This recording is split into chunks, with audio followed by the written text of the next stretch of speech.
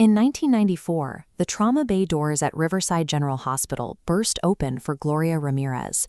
She arrived in the middle of a high-stakes cardiac crisis, a fatal complication of advanced cervical cancer. When nurses attempted to draw her blood, they encountered something hazardous. A strange, oily sheen covered her skin, and an ammonia-like odor began to fill the air. Within minutes, 23 staff members collapsed or fell ill, forcing total evacuation of the emergency room. Because the hospital couldn't immediately explain why its own doctors were losing consciousness, a factual void opened up. Urban legends filled the space. People began telling stories of a toxic lady with acid blood that could melt through hospital floors. Years later, investigators found the clinical trigger. Ramirez had used a pain cream containing DMSO. When exposed to the hospital's oxygen and specific trauma room temperatures, it likely mutated into a toxic gas, essentially turning the patient's own biology into a chemical hazard. In the chaos of an emergency, a simple lack of information allows rumors to take control. But while the Riverside incident was a tragedy of the unknown, other institutions have made the deliberate choice to stay silent, leaving a vacuum where real-world monsters can hide.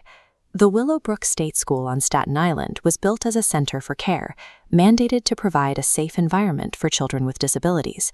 Administrators worked hard to project an image of professional care, but the reality was horrific abuse. This systemic neglect left residents starving and abandoned in overcrowded, unsanitary conditions.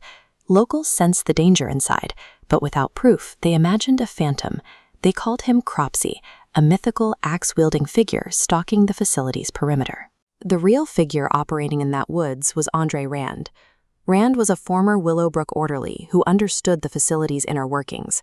He knew the grounds were unmonitored and that the administration was too busy hiding its own failures to watch him.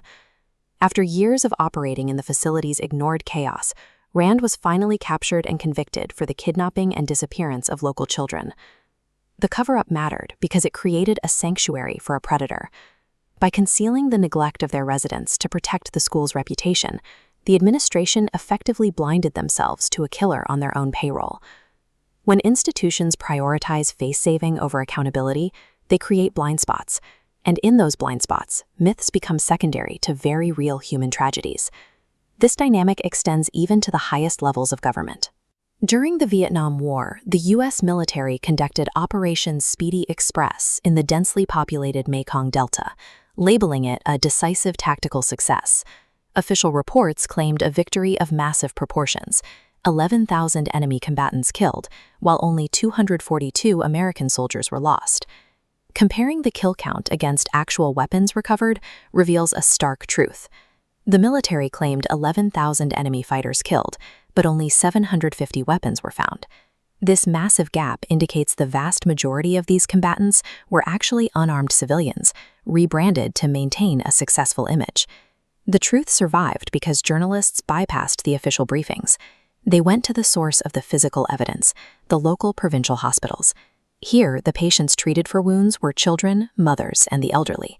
They were the very people the military's official story categorized as dead insurgents. Hospital intake sheets provided the forensic proof. They showed that 75% of all injuries in the region were caused by U.S. airstrikes and artillery, not by enemy combatants. An institution can manipulate a press release, but it cannot delete the physical volume of thousands of independent medical records. While official narratives can be shaped, the hospital record remains a permanent physical witness. It provides the data that a cover-up cannot account for. The greatest danger to the public is rarely the initial error. It is the institutional instinct to hide that error. When authorities bury the truth to save their own reputations, the cost is paid in lives, from the victims of Andre Rand to the civilians of the Mekong Delta. But the truth persists. It lives on in the memories of survivors and in the permanent ink of the medical record. Even the most careful cover-up eventually leaves